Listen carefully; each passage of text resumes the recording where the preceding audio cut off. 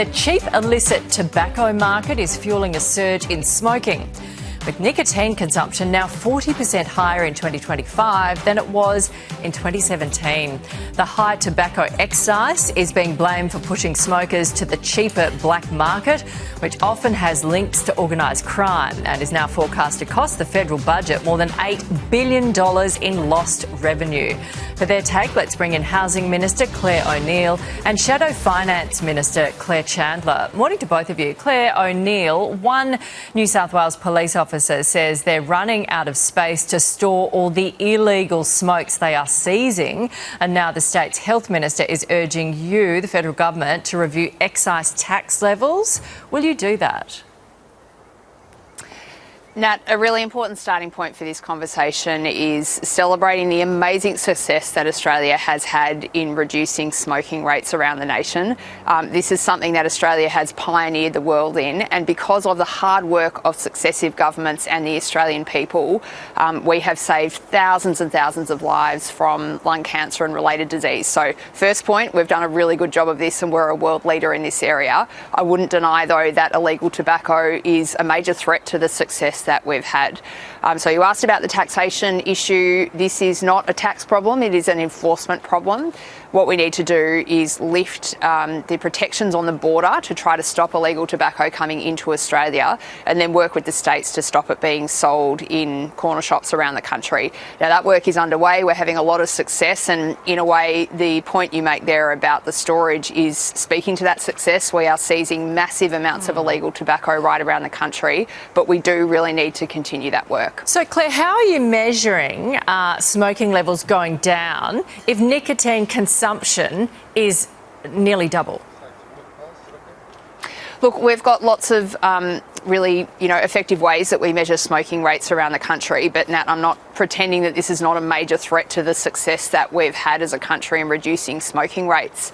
But again, I just come back to that tax question. When we talk to organisations like the Cancer Council, the Australian Medical Association, they tell us that reducing tax rates on tobacco would have two big effects. It would make more Australians start smoking more often, and it would give billions of dollars back to big tobacco companies around Australia. It's not the answer. Better enforcement of our laws is the answer, and our government's working really hard with the states to get that moving. Yeah, I understand that, but are you measuring the people who are smoking the illegal stuff?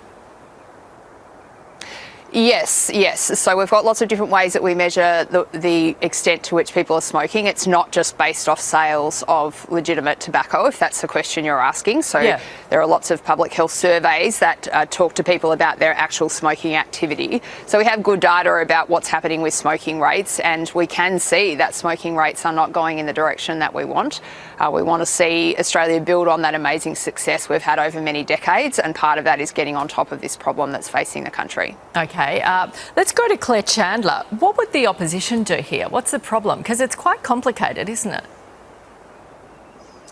There's no question that this is a really complex issue, Nat, and the other Claire O'Neill is right to point out that law enforcement plays an important part here. I know in Tasmania, law enforcement has recently reported that they seized 5 million illegal cigarettes last financial year. That was 5 times more than the year before.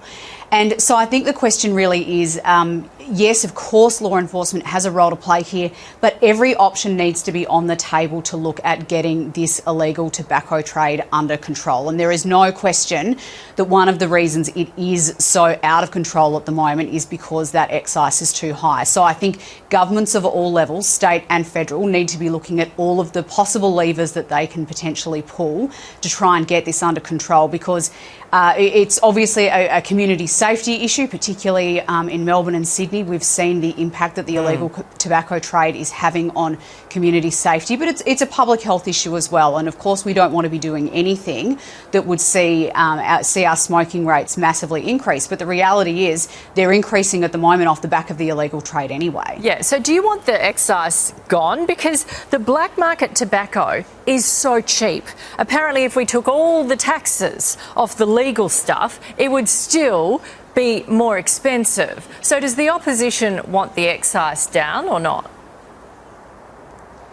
Well, look, like I say, Nat, I think that every option needs to be available to us on the table, and we need to look at all of the levers that federal government can potentially pull. And obviously, there's a conversation, I think, that's happening at both the state and federal level at the moment about whether or not the excise setting is right to achieve a reduction in the illegal tobacco trade, but at the same time make sure that we don't reduce it to a point where it, like you say, facilitates more people actually picking up smoking. So there's probably a sweet spot there that has to be found. Okay, it's a very complicated one. We thank you very much for your time this week. We'll see you next week.